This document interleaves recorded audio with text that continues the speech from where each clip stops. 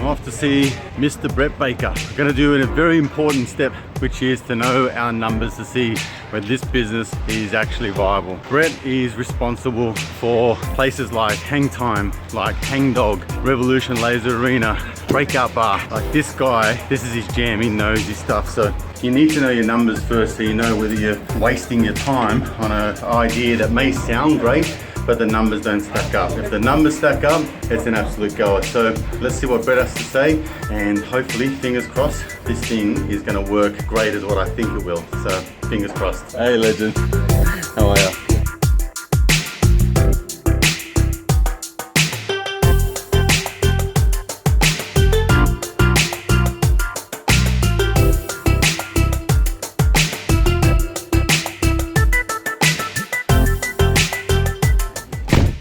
All right, so, all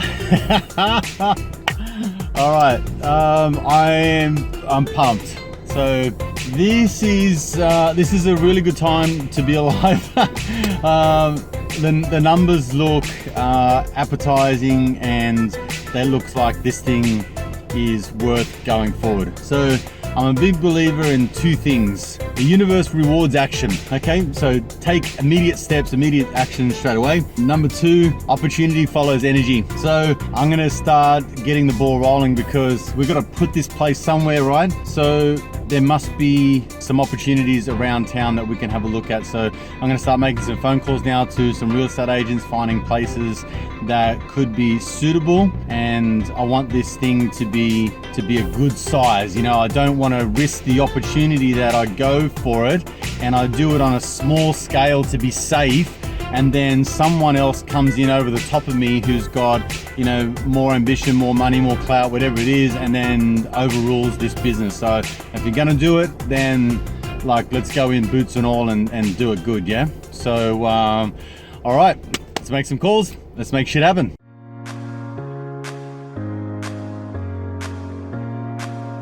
That last one was massive, but at $220,000 a year rent, I think that's gonna count me out.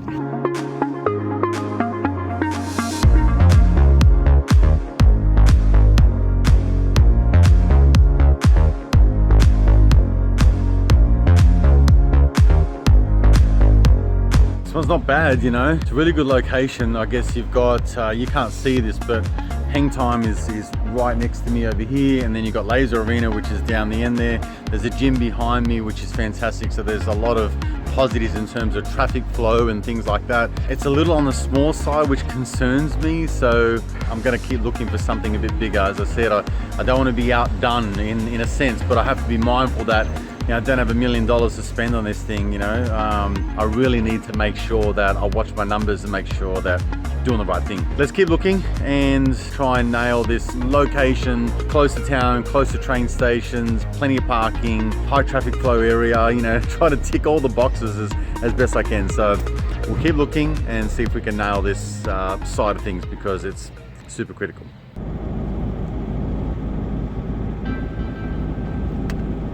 At this point in time, with regards to what's happening right now, with the notion that this business is starting to come to life fairly quickly, I'm starting to feel like very nervous and anxious, and I'm going through bouts of like, will this work? You know, is it worth it? Am I deluding myself? Am I selling myself back on this idea? Do I just really want it to happen, or is it actually something that's viable economically? Is it a sound idea?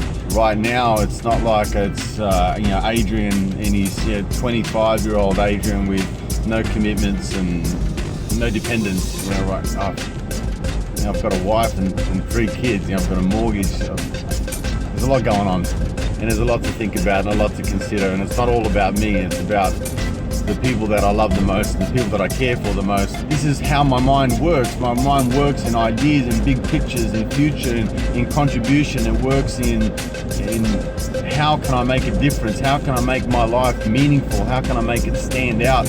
How can I make it beneficial for me in some way? At the same time, the overarching purpose is for my family, for people that I love, to provide them with a life and a lifestyle that is full of experiences and happiness and love and, having the good things, I guess, in life. So I'm feeling anxious that this is happening. It doesn't stop me feeling nervous and it doesn't stop me worrying about the what ifs. I've been going through this notion of detaching from the outcome, letting go of the worry, letting go of wanting it to happen, letting go of the eagerness for this to work out, letting go of the fear of the what ifs if it doesn't work out, if things don't go to plan, and allowing the world to kind of just show up as I need it and the answers to appear as I need them. The amazing thing is, and probably what's scaring me the most, is that it's just coming to fruition so quickly. This thing is manifesting at lightning speed and all the answers are appearing, and I'm allowing myself not to get in the way and inhibiting my own success. And I guess that's probably what's starting to scare me the most, is how quickly it's happening. I don't know if this is going to be a great success or a great failure, but what I do know is that I do not want to go to my deathbed knowing that I could have tried and I didn't.